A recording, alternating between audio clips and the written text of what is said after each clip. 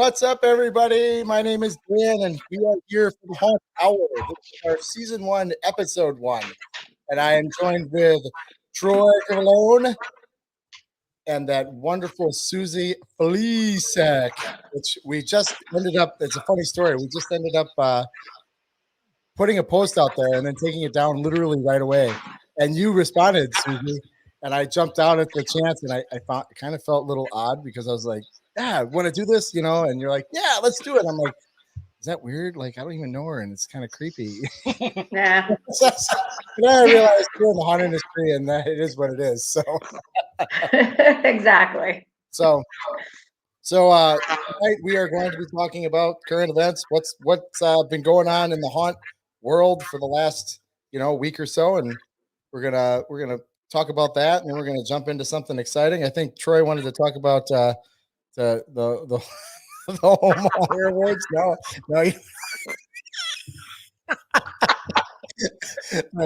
Do you not even have a mic? Now all of a sudden the audio's up there. I don't understand what's going on. We're having technical. Well, we're not. Troy is having technical difficulties. I think it's karma coming back to him. Oh, it's because I'm playing the YouTube on the other tab. Oh my gosh. Maybe I should be a professional. Oh my gosh. Okay. Well, if the first show isn't a Oh boy. Hey, we just had one chime in. Big Dog Mask. We are here. I'm sure we'll be chatting with you soon. So let's start this off by just giving a little quick introduction for those who don't know what's going on. We'll do the name and the background and what we do in the industry, and then kind of go from there. How's that sound, guys? Does it sound good? Sounds good. Anybody want to start? I think everybody knows me. All right. Go ahead, Troy. Yeah. For the few people that don't know who, for like the two people that just joined the haunt community last week or whatever. They just got back from Transworld. They're super excited. Right. They just walked into Transworld. Yeah. Right. They were thinking it was something else, and they were like, "Oh, Halloween, we should do this from now on."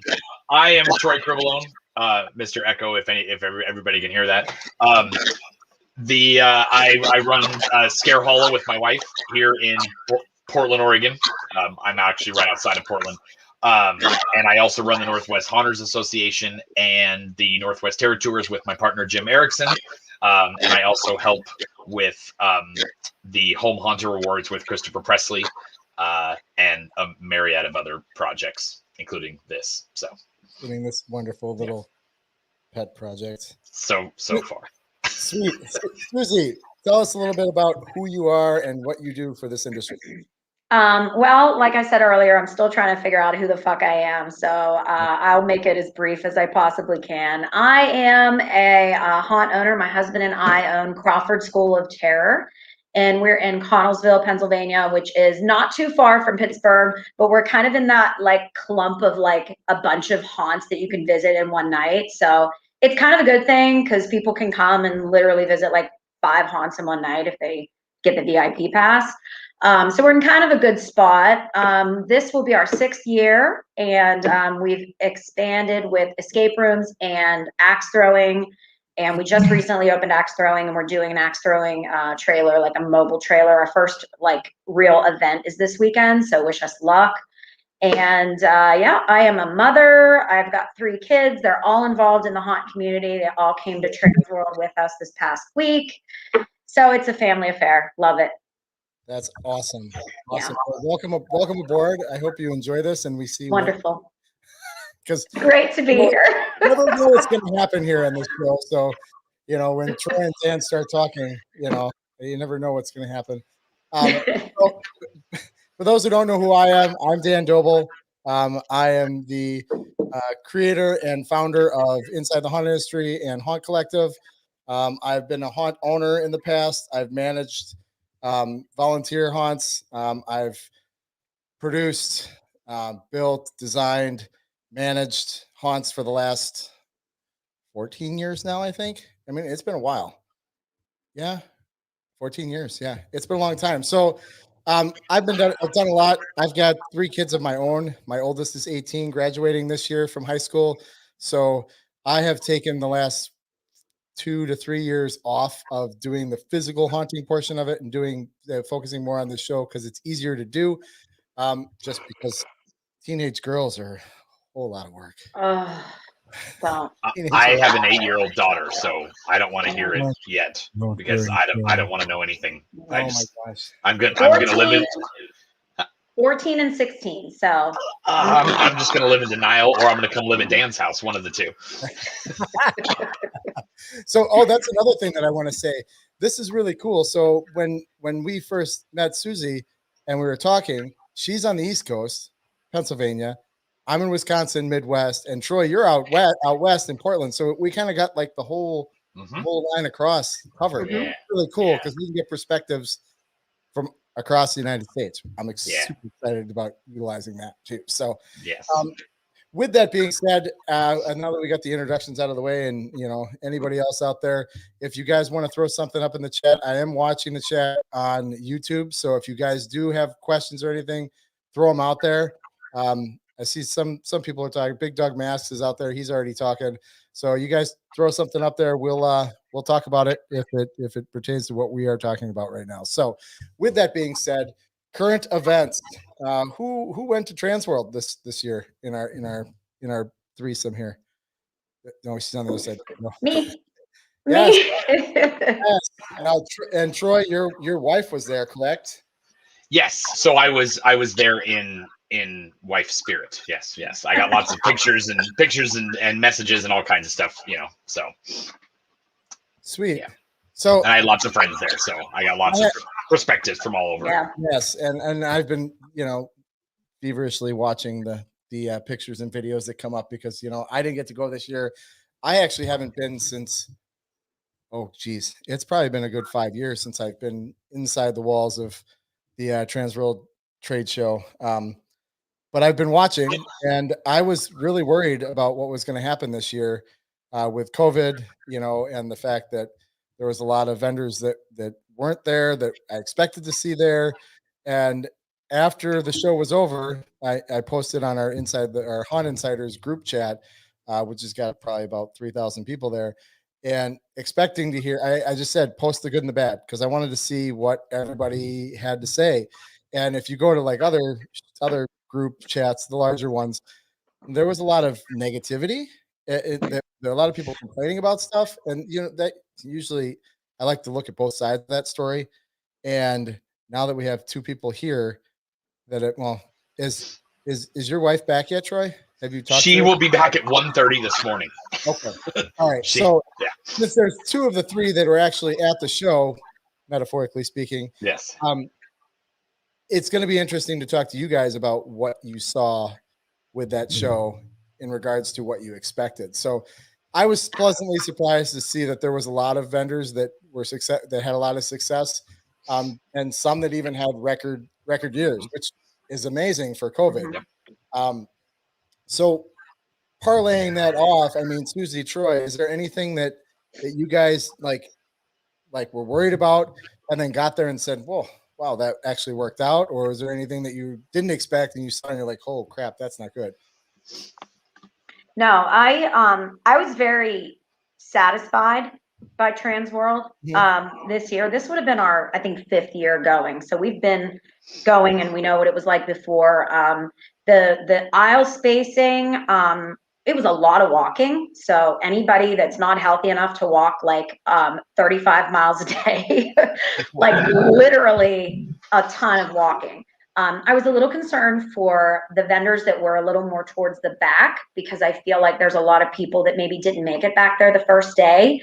But I talked to some of them and I asked them how their show was, and it seemed like they were all getting a lot of sales. And I think that was due to everybody not being like clustered together because I think it was just really good. There weren't a lot of vendors that I had to like fight the crowd to like get to and talk to, where in the past, I know, let me just tell you guys, I'm 5 foot tall. I'm a tiny little thing. So when I tell you I fight crowds, like I get stepped on, like anywhere I go, I'm like, I have to fight my way. I'm also the baby of 10. So I am a fighter. and I will fuck you up right on the fucking show floor. No, I'm kidding. Yes. No, I'm kidding. I won't. But like, I've learned that there's certain things I have to do to get to what I want, because people sometimes don't pay me attention. And being short like I am, you know, in the past, I've had to like fight people, you know, to get to where I want to be. So I didn't have that this year, thank God, because yeah, like, I was very impressed with the way everything was handled. I didn't see any negativity. The only thing I will complain about, which I don't like to complain, but sometimes it's definitely never the Transworld employees. It's always like the convention center employees that are like so freaking miserable. And literally the first woman we encountered was screaming at us. And it was Wednesday night. We were trying to make it to like register before 7. And I was like, no, I just spent 10 hours in a fucking car. You are not going to yell at me. No. So that was the only thing, that she was not a Transworld employee. The Transworld people were great. Oh yeah. I don't know. I thought it was good. It really worked. And not trying on masks and stuff. You know, I don't think we're going to get that Transworld crud that everybody gets because of that. And I know people don't want to spend $800 on a mask if they can't actually try it on and get that. But I just felt better not having that, you know? Yeah. So. From what I've kind of seen is the negativity was like only based on small tiny things that it felt like to me that, and this is a problem that I see with MHC and Transworld specifically in the Facebook groups, is that everybody's super excited to go. They get there, they're super excited, and then they almost try to find something to complain about, and I don't know why. Like the one big complaint I heard was that of the haunt tour at Six Flags. Was that people went into the haunt tour and they waited 2 hours for that. There was issues with that, and they didn't get to go on rides. And so I think it was a little bit of communication thing. There was a fire marshal issue. There was timing issues. But yet, if it was like, that's your takeaway, like, I get it. Negatives always overpower positives, and people only voice their negativity. They, you know, but like Dan said in his post, it was nothing but positivity. It was vendors and attendees saying, we had a great time. I heard tons and tons of people say about the aisle spacing, which I guess if Jen is listening, it might not be the worst idea to keep maybe a little bit wider aisles. The only problem is if Transworld's trying to take pictures of the show floor, that looks terrible to have 40-foot wide aisles with nobody in them because they're talking to vendors or they're in classes, so it doesn't look full. When you have 10-foot aisles, everybody's in there and it looks super, super busy and full, which I get it from a marketing standpoint. That looks awesome, you know? But from kind of the consensus I gathered was there was equal amounts of people there buying, which was reflected in how sales were and how everybody did well, and the social aspect of getting back together with people after a year and a half of not seeing them. You know, some of these people maybe 2 years because they went to Transworld in 2019 and haven't seen anybody till 21. You know, so that was the one thing that I was worried about for the show, was that there'd be more people there to socialize, because I saw a lot of home hunters go, a lot of people that I just see on Facebook all the time. They were going, and there were a lot of first timers, and I was like, I'm hoping that doesn't just mean you're just going to look at things and not buy, when that's what Transworld is for. You know, and it seems to be that both happened, and they worked out really well for everybody. So, the positivity on from what I saw, because I chose to not look at the negative, the positivity was coming out all weekend long. I was seeing vendors helping other vendors, everybody taking pictures of things, lots of smiling faces, even though they were under the mask. Some people would pull them down and, take lots of smiles. And then, at the very end, there was that, but, if you ignored it, everything looked like it worked out perfectly. Even if there may have been less people than normal, who knows? But I think overall it was a successful show for everyone involved. Yeah, and let's be honest. And we do shows, like, we cover events and trade shows, all across the pop culture. Like, we go to the Chicago Comic Cons, we go to, we'll travel to Atlanta. We'll get there's a gaming convention we go to. We cover all those shows. the Transworld, it's COVID, people. Like, this is the first show that's actually come out in the trade show industry. So let's be serious about that. I mean, this is something that people have been waiting for, and Right. Transworld's taking that step to try and make it work. So, okay, so something doesn't work out. Well, we don't know the logistics of what COVID has done to Six Flags. You know what I mean? Like, Right. maybe they couldn't get people in. You know, like so you have to be thankful for what's out there right now. I mean, we should be all thankful that they opened the doors and let us to vend, to buy, to socialize. I mean, that's the way I see it. I mean, it certainly should be something that we all should be thankful for. Yes, every show, everything is going to have a problem. Everything. There's always something that comes up. I mean, we just went through this like 15 minutes before we went live. You know what I mean, it is what it is. Everything has a problem. It's just how you push through it. And I think Transworld knows what they're doing when it comes to, you know, putting together an event. They stick with what they know, and they follow through on it. And like I said, I can't say that anything bad, and I don't think any vendors or buyers are saying anything bad in the majority space. Yeah. And just to correct you, Texas Haunters Convention did happen last July. Within COVID. Oh yeah.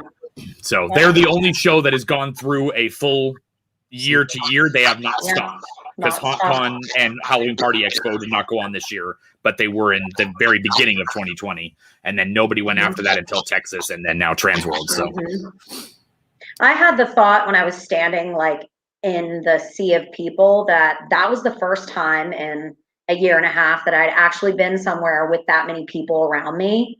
And it didn't feel weird. I thought it was going to be like, stay away from me. I don't want anybody. And for the record, I'm not afraid of COVID at all, just because I've had it, and I'm not a germaphobe. I never was. That's just me.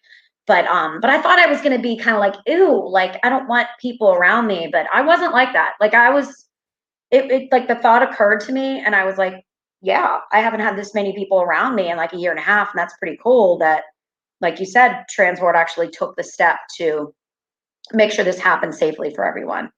So, and I think it was a success.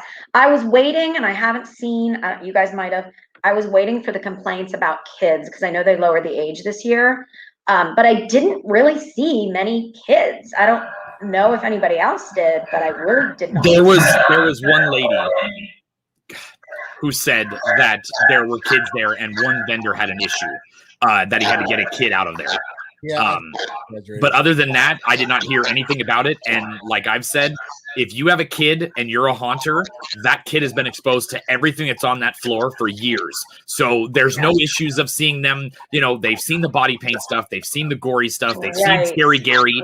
You know, that stuff's not an issue to them. So I think it was a lot of people thinking that there was going to be a problem, and they saw the 10-year-olds, and the whole reason for the 10-year-olds and up was because a lot of these kids were potentially still going to be at home, and they wanted the parents of these, you know, because all of us are parents, all of us have families. We don't just haunt by ourselves, you know, and so to allow them to come, and there were vendors and attendees that asked Transworld to lower the age. It was not, and she had to increase her insurance, so it was not a money grab. I've seen that, you know, which is, you know, it's the same thing. People don't know what they don't know, and so that's what I kind of see about a lot of the complaining about Transworld is they really don't know. They're just saying it, or it's one person says it and a bunch of other people kind of bandwagon on it without having it, you know, without really experiencing it. They're like, yeah, it's like, just calm down. I think the other thing is they did it so that,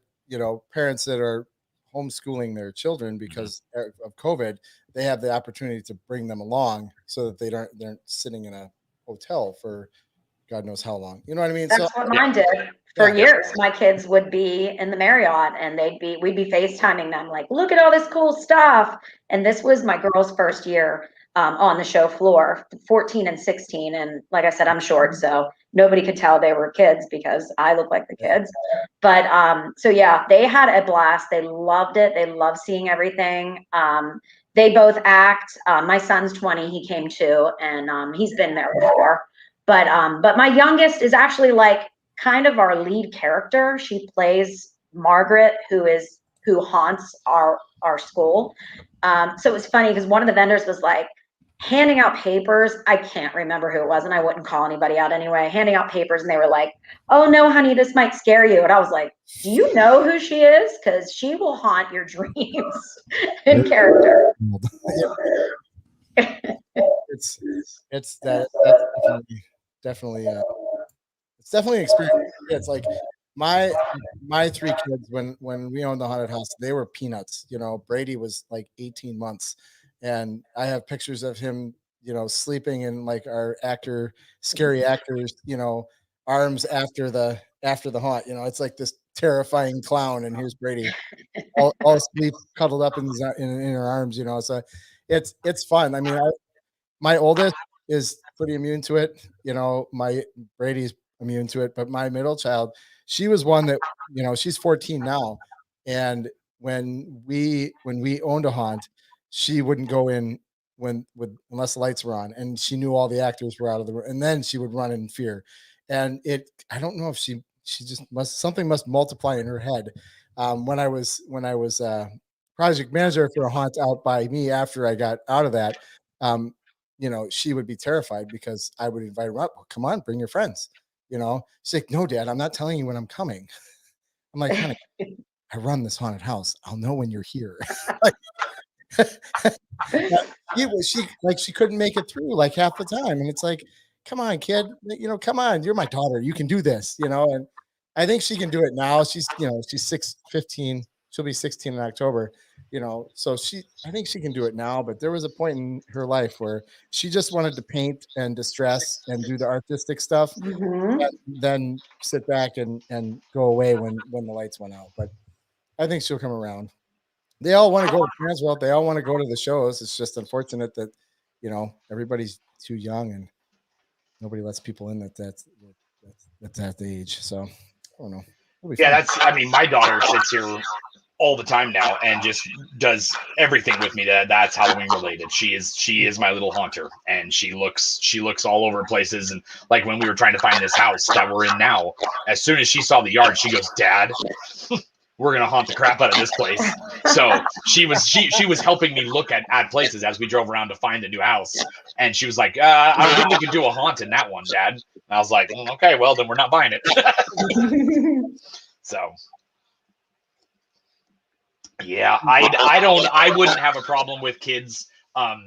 I understand that Transworld specifically is a trade show. I did hear several people this year say that it did have more of a convention feel. I think that goes back to my thing about there was a lot of social aspect to it this year, just because of the time not spent with each other over the past year and a half. So I think that will probably go back to not being that way in future years. But having kids there, let's be honest, there's a lot of adults that act way worse than kids there, especially once you get them a couple of beers or a Rob Beach Mai Tai in you. You can find plenty of adults acting way worse than kids there. And so I think that having kids there, as long as there's not a ton, and it's understandable that these kids are there, you've talked to them. I know that there were wristband things. There were all kinds of things that Transworld did to ensure that if the kids were wayward, that they would be brought back and the parents were held accountable right off the bat. So it was, it is what it is. Yeah. So let me pose this question. Since this is one of the first shows, we're going to just exclude Texas Haunters Convention because that was last year, and Texas runs by their own rules. So let's just jump back to COVID. And I don't want to spend a lot of time on this. I just want to know, since Susie, since you were there, as far as like abiding by the rules, haunters, but for the most part, were they masking and 6 feet apart and doing everything they were supposed to be doing? Like, did you see anything you're like, you probably shouldn't do that? No, I didn't see any of that. Like I said, I'm not a germaphobe. There may have been people that were like, ooh, but there was hand sanitizer everywhere. Not trying on the masks and stuff, I thought was a great idea. Anyways, I think there's always something that you learn when you're forced to do something. You're like, that's not actually a bad idea. I think I'm going to adopt that. And we did a lot of those things in our haunt because we did open last year. And there were some things that we did for COVID that we were like, oh, we're doing this from now on.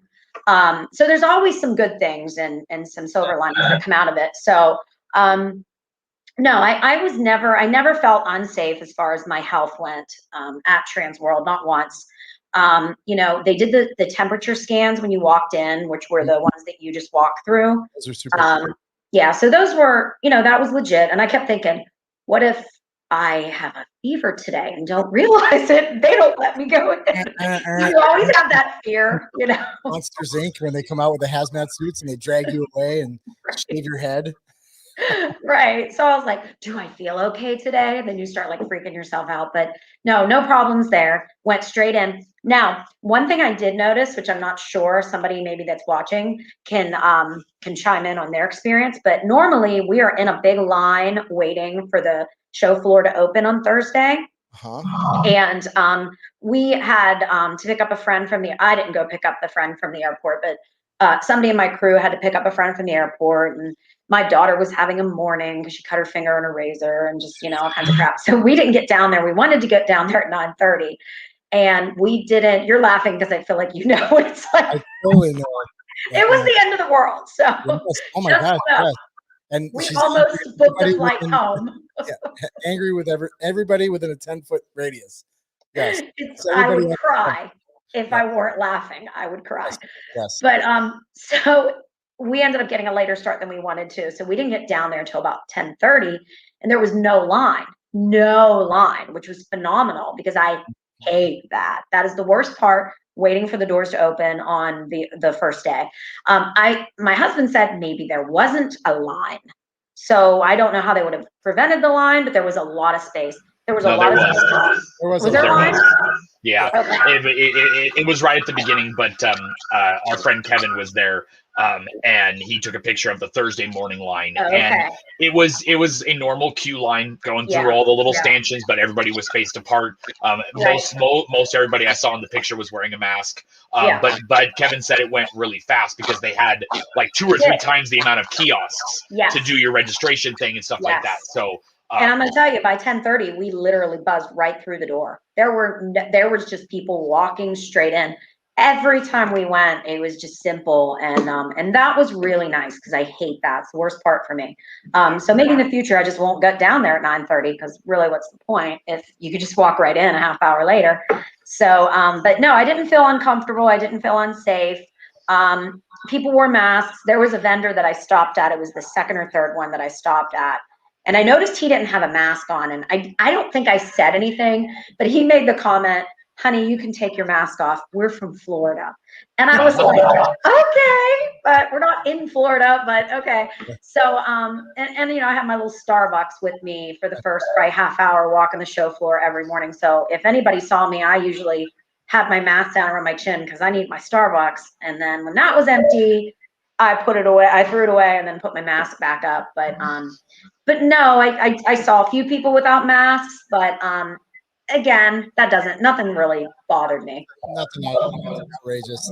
Well, I think with the size of that floor and the ceilings and stuff and the ventilation going and stuff like that, I think it's almost like being outside. It's such a giant area that, you know, you're gonna have a way less chance.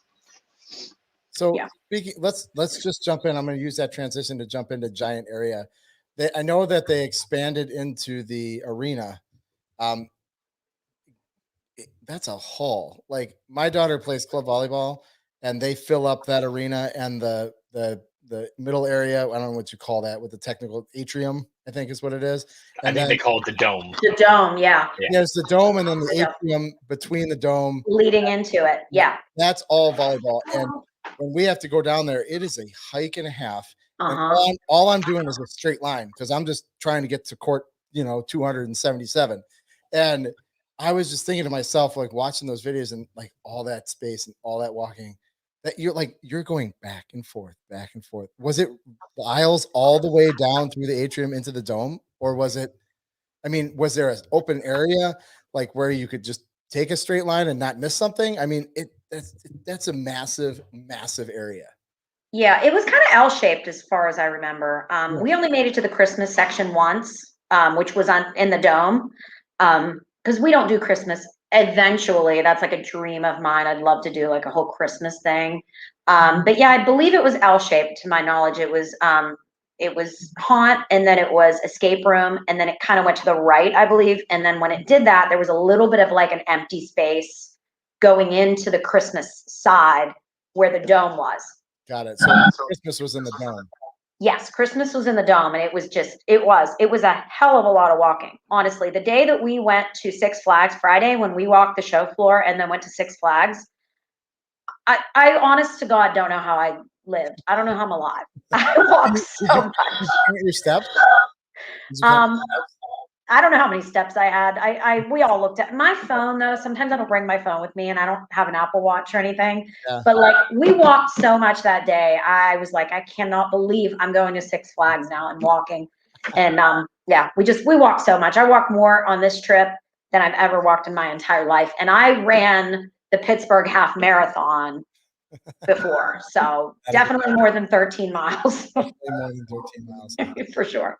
With the open spaces and such like that, did you know, was there a noticeable void with some of the vendors that didn't show up, or did that not even come across the radar?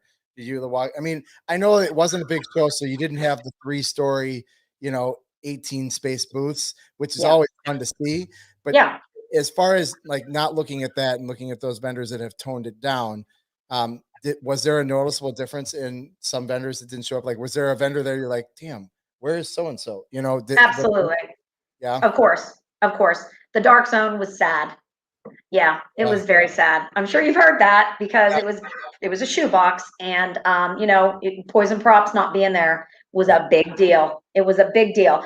Especially when we were taking our kids to see it for the first time, and I'm like, wait to get to the dark zone, and it's like, yeah. And they still loved it back there. That was like their favorite section.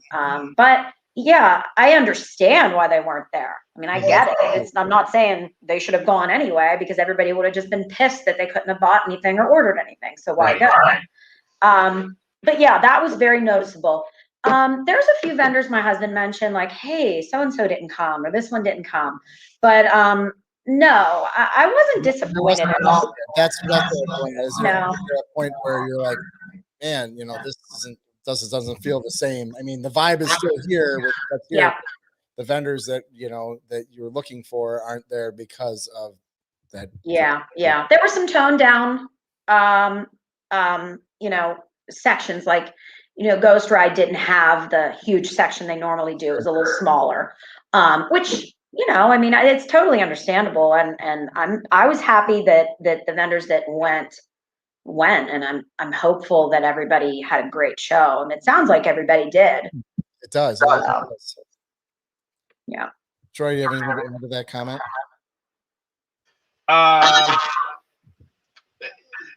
That was the beginning negativity, was once it came out that a couple of vendors weren't going to be there. And I think that kind of struck me as crazy, because yes, I understand a lot of people go to this show to see certain vendors and they expect them to be there. Obviously they didn't take into account that there was COVID, and there was also order, that several of these companies had already done all their orders. Especially January, February, March, they were putting out Facebook posts saying, hey, order stuff now because May's too late. But it was weird to me that would be the reason that you're mad about a show, that there's still 400 other vendors, two or three not coming. Is that the only reason you're coming, is because of those vendors and not the other 397? It's like, but from what I've heard, just slight disappointment that some of the stuff wasn't there. But it was also that, hey, a lot of these vendors are going off of budgets that they didn't get from 20, and so that's the booth that they came up with. They used the booth that a much smaller booth. They just brought props and used put a backdrop up or something like that, because of the fact that they didn't get as many sales. I mean, if you think about it, over half of the haunts in the U.S. didn't open. And if every one of those haunts bought a couple of things from each one of those vendors, that's a huge loss of revenue that they would have put into building a booth as well. I know some of these vendors spend 6 months building a booth, and then props and everything on top of it. So it's but then it's an experience. You got to say, hey, I went to the COVID Transworld and it was still awesome. You know, I got to, and people will be able to say that about MHC and stuff.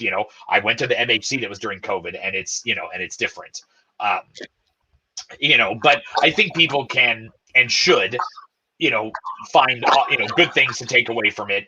But also if there was a big problem or you did have an issue, then, you can always talk to Transworld itself and let them know, hopefully they're open to, constructive criticism. I think everybody is, but there's also things completely out of their control too.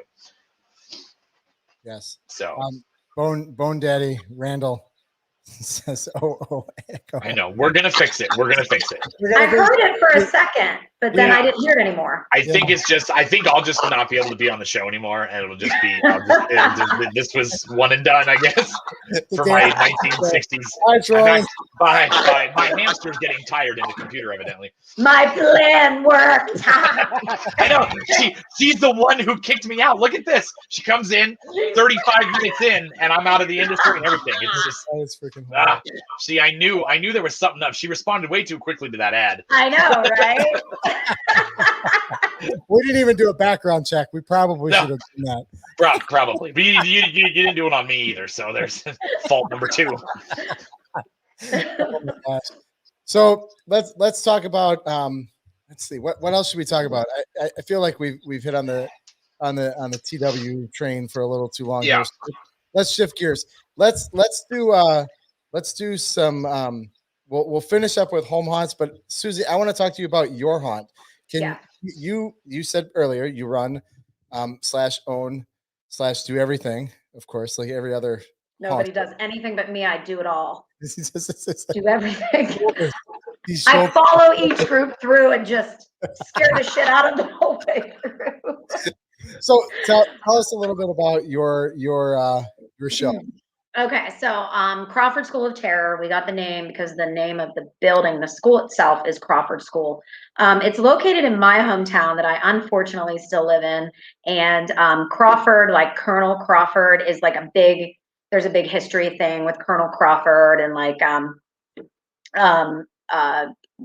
just history, a bunch of stuff. Like there's a bunch of streets and stuff named after Crawford. So that's where we got the name. A lot of people think it's our last name. A lot of people think it's the county we're in because there is a Crawford County around here somewhere, but it's not. So we just decided to name it Crawford School of Terror. It's 3 stories. There's a basement, first floor, and a second floor. And we utilized all 3 floors for the haunt. And the school was built in 1916. So it's creepy as shit without doing anything. So that's one thing we do have is a wonderful facade because it's the building itself. So we don't have to worry about any of that outside stuff, which is wonderful. We started in 2016. We actually purchased the building in 2008. And a little quick story, my family, I'm the baby of 10. So from a big Italian family, my parents were, Catholic and raised in the church and everything, but my dad loved Halloween. Like my dad was a big Halloween guy, loved like the classic monsters and all that stuff. So I was raised around this. We always had a big Halloween party every year. And, we'd invite people, have a couple kegs of beer and have food, and people would come and they'd be like, you should charge for this. And we'd be like, yeah, we're not going to charge for a party. It's a party, And then, people would say like, why don't you charge? Or why don't you, have a professional haunt? And it just literally was not ever on the radar for a long time. And then my brother calls me one day in 2008 and he was like, hey, guess what's for sale? And I was like, what? I had a 1-year-old, a 3-year-old, and a 7-year-old.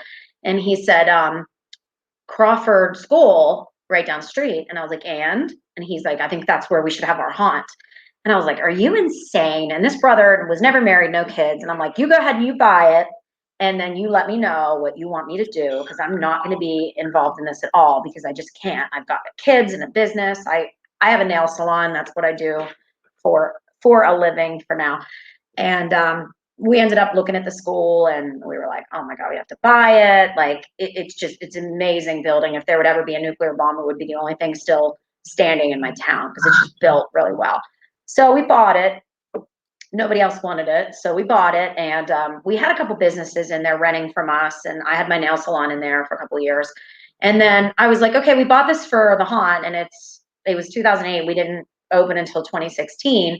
And for a while there, I was like, are we done with this haunt idea? Is this ever going to happen? And we just realized in 2016 it was time to do it. So we did it. Unfortunately, my brother that bought the building with me came down with dementia, and he's in a home now.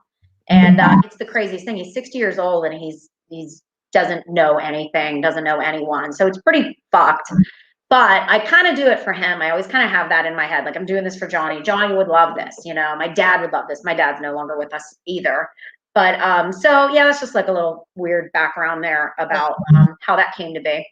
But so Troy, my husband Troy, not you Troy, he joined my family in the middle of when we were doing the parties. And it was one of those things where we met, and he was like, oh my God, are you Catholic? I'm Catholic too. And I was like, oh my gosh, my parents are going to love you.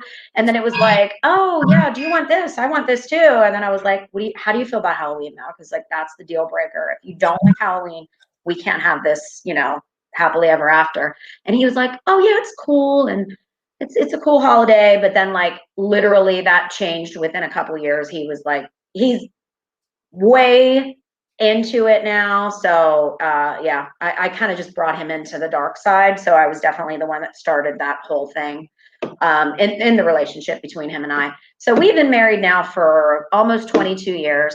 And like I said, we have 3 kids, and we run this business together. Our first 3 years, we were a volunteer haunt. And then the last 2, we've paid all of our actors and all of our staff.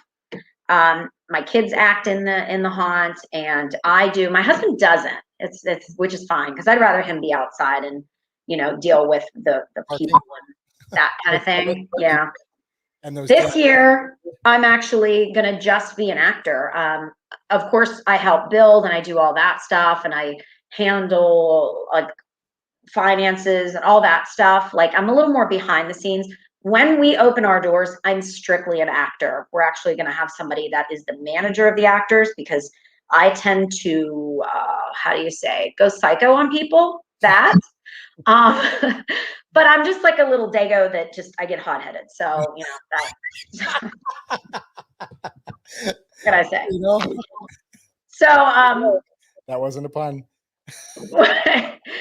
So yeah, I'm just gonna act this year. I've already told like my staff, I'm like, you guys are gonna be kind of running the show. Like, I'll put everything into motion, but when we open, I don't want anybody going to me for anything, because I just like, there's always stupid questions that I just can't, you know what I mean? Like, I just can't. So I know my strong points, and managing people is not one of my strong points. So I'm just going to get in costume and get in my position. And I have to go to the bathroom. I'm thirsty. No. I brought you a water like 5 minutes ago. What are you doing? Literally. Listen, there's so many things I can't even. There's just so many years. We all have them. That's but yeah. Yeah. This is our 6th season. And one of our really good things, where we're located, I mentioned before, we have a bunch of other haunts around us, and a lot of them are farm haunts. So a lot of them are like hay rides and outdoor and in fields, and we're inside a building. So when there's that rain out night that inevitably we get at least one every year, we are banging because we're inside. So yeah, that's a good thing. We don't have a whole lot of property to actually expand outside, so that kind of sucks. The building itself is like 21,000 square feet, which we don't use every foot, of course. We have the escape room, and we have axe throwing in there. Mm-hmm. And yeah, so it's a great building. We're located right off of a main road that goes straight through our town. You almost have to take that road to get to West Virginia. So I think they did like a survey on our street, on our road, a couple years back. Something like 200,000 cars pass over like that street a day, which is mind-blowing, because we have like 7,000 people that live in our little city. So yeah. Did you notice an influx since you were open in 2020? Yes. We are still growing. What's that? Is it a large jump? I'm not asking numbers. I'm just wondering, was it like a whoa jump? It was good. It was expected. It wasn't, we were prepared for it, which is really good because I don't ever want to have those nights where I'm like, we have to turn people away. We can't do this. Yeah. No, it was a really nice, it was a good year. We are, the biggest haunt around us would be 100 Acres Manor. Oh, okay. And Ham was closed last year. And they're a good 45 minutes to an hour away. Ham, their numbers, I can't even imagine. I think a slow night is like 3,500 people. Oh, there's us. There's way to go, Troy. Okay, now you're stalking me. Yep. I've been doing this chat thing for a long time. So when Ham didn't open this year, we kind of looked at that as kind of our in. But I'll tell you, it makes me a little bit nervous this year because I do know that there are people who only go to one haunt a year. I can't imagine being that person, but there are people. They only have it in their budget to go to one haunted attraction per season. And if their haunted attraction closed last year, they're going to really be chomping at the bit to go this year. Well, not only that, think of it this way: there was no basketball, there was no baseball, Exactly. there was no movie. Oh, that's an old first year picture. Get that out of there. Oh man, don't do this. Get off of Google. Where are you on? Oh, there. Okay, see this costume? See that costume? Yes.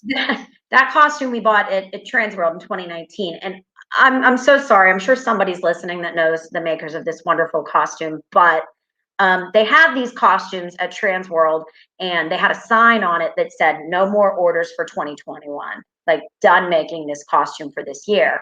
And we're actually selling ours. So if anybody wants this costume, hit us up. We did meet somebody there that said, let us know if you're selling it. I think my husband got their information, but we're selling this costume. It's a wonderful stilt costume, and it's still in really good shape. That's my son in that costume. So that's a fun one. I can't for the life of me remember who made it, but it's very well made. But yeah, so it scares me just a little bit that people are going to say, Ham's back open, let's spend our money at Ham and only go there because we only can afford. I mean, think about it. You know, I'm a family of 5. If it's $30 to go to a haunt, that's a lot of money to go to every haunt that you want to go to. It gets expensive, so I get it. There we are. Look at that. So you've got an escape room. Yes. You've got axe throwing. Yes. What do you find? Like, obviously, these are things that you keep open all year round. Those two both are things that we've seen have grown. You know, have you seen either of these things like falling off in novelty value, or do you see anything that's coming up that you're like, I bet you that's going to work really good to escape room and axe throwing? Yeah, the escape room, we've been open for about 2 years. The escape room was open. Of course, we had to close down for several months during COVID, so we lost those few months. There's another escape room in town, and not to talk shit on anybody, but they change their theme every month, so I'm not real sure how like good it is. You know, I think it's just like pieces of paper hidden different places and like math questions and stuff. It's not what we have, you know. So we've actually gotten busier this year with the escape room than last year, which is so weird because we were thinking like, when are we going to actually change our theme? Because we were like, okay, well, once everybody that wants to do the escape room has done the escape room, we're going to have to change it. But it's been 2 years already and we still are pretty busy on the weekends. But I think the escape room, I love that picture. That was our scare cam last year. I posted that. And I said, if anybody can identify this guy, please let me know because I'm giving him free tickets. I can identify him. That's Kevin Alvey's hand. That's right. Oh, you mean the guy running from Kevin Alvey's hand? Ah, okay. Yeah. That was the best.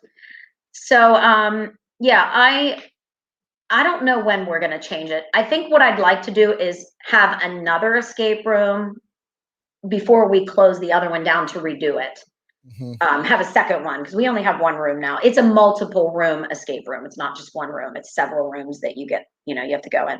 Sure. As far as axe throwing, we have been trying to open since last April, and then COVID, and then it just last summer was not a good time because we actually weren't sure if we were going to be able to open the haunt, and like you said earlier about what if 50% of haunts didn't open last year, and the ones that did, meaning us, we called it haunting on a budget last year because I thought there's no way I'm going to put a bunch of money into this and not be able to open at the last minute. You don't know if you're gonna get it. That's what I've heard.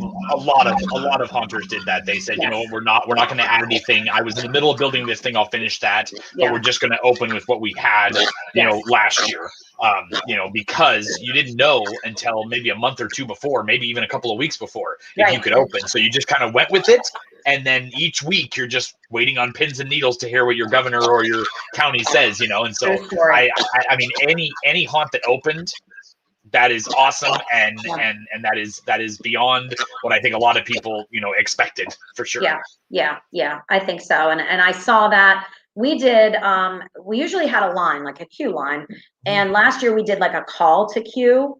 And honestly, we just used like a food app. I can't remember. It was like a restaurant app. I can't remember. Wait list, I think it was. Maybe it was like $25 a month. They went to the ticket booth, they purchased their tickets, they gave us their cell phone number, we texted them when it was their turn to go through. They met at a barrel. We would say, go to the blue barrel when you get this text. The group would go to the barrel, and then the lady that was letting them in on the steps would call them up to the steps and put them through. We will do that forever. It was wonderful. Pardon my French, that's fucking brilliant. Yeah. To use that app, I didn't, that's mind-blowing that people spend a lot of money, thousands of dollars to do the haunt apps and everything. And you go out and you get a $25 app that you just rent for 1 or 2 months. Yep. It's the epitome of a haunter. Yep. Haunters figure out they have a challenge and they figure out the best way that works for them. And usually it's a cheaper way to do it, or it fits within their budget. And there are plenty, like you said, there are plenty that did the haunt, the haunt ones that were put out last year. And then they come, found other ones online. But I didn't even think of that. That's fucking smart. Yeah. It wasn't my idea. I would love to take credit for it, but we have a friend who just truly is just helps us out with so much and just, has so many great ideas. Is he the human Swiss Army knife? What? Is he the human Swiss Army knife? No. No. Maybe. I don't know. Maybe he is. I don't know. You may know him. I'm not sure. Should I say his name? Sure. Yeah. Should we keep it a secret? I don't want anybody else to have him. He's mine. He's under contract. Okay. Got it. On camera. Hold on. No. I just muted her now, so now she can't. Oh, I know that guy. Right. Okay. Yeah. That guy. Yeah. We all know him. Yeah. There we go. Awesome. No, don't give away your trade secrets. I don't want. You don't want to tell them. I'm not going to push you, but we'll talk about it afterwards. No, he's my adopted son. He comes and stays, and we give him a room, and we feed him, and we, tell him he's pretty, and pat him on the back. We give him water to bathe. That's awesome. Yeah, he's become a great friend. So if he's watching this, I'm sure he's not, but yeah. No, but I'm sure he will now. Somebody's going to send it over to him. Somebody will.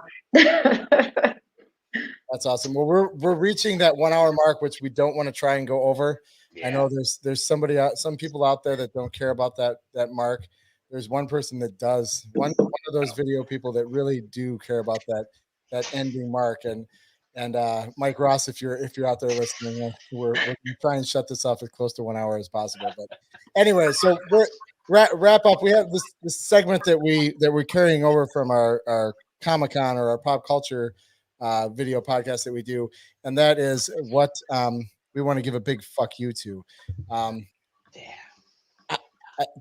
Does anybody have one that they want to go first, or should I just go first? No, you go first because this is my first time. Okay. Be gentle. That's what she said. She's a fuck you virgin. Got it. All right. There's a lot of jokes in there. So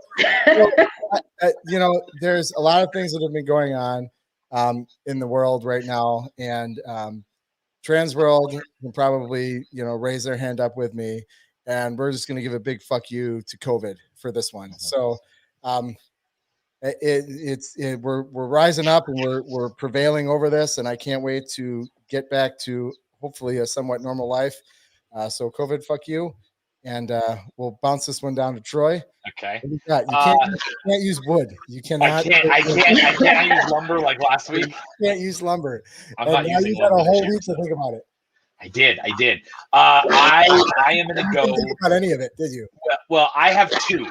Oh, I got one for you. If you don't say it, I'm gonna say it. I think we're on the same page. Okay. I'm going to give a big fuck you to negativity. Okay. And fucking echoes. Fuck you, Echo. Fuck you, Echoes. That's good. All right, my fuck you. Is it my turn? My fuck you goes to all the people who are filling up all their tanks with gas right now. Yeah, right. You guys seen this? Because the East Coast and the gas shortage, and it's it hasn't hit us yet in PA. I think it's down south, but all over Facebook today were these pictures of these people putting gas in whatever kind of container they could find. Yeah, so big fuck you to those people. It's toilet paper all over again. Toilet paper and gas. What does that come up with? Right. And the worst part is back to the lumber. The East Coast has the highest lumber prices too. It's still sort of cheaper out here, but not by much. We're getting there. And so now you have the highest gas prices and the highest wood prices. Exactly. It sucks. Yeah. It's stupid. I'm just glad we didn't have a big build this year. We had a big build in the basement.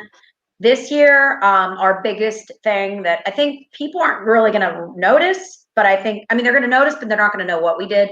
We're changing the way you go through the haunt. You're actually going to go backwards this year. So we have to switch a lot of things around, but it doesn't involve a lot of wood. Thank God. Mine's all going to be foam this year, so I'm good. All right, guys. Thanks for joining in. We're going to wrap this one up right now. Tune in next week. We will be back again where we talk about, life and things that go on with haunted houses. Every Tuesday. Dan, Troy, and Susie will be back next week. Talk to you guys later. Bye. Bye.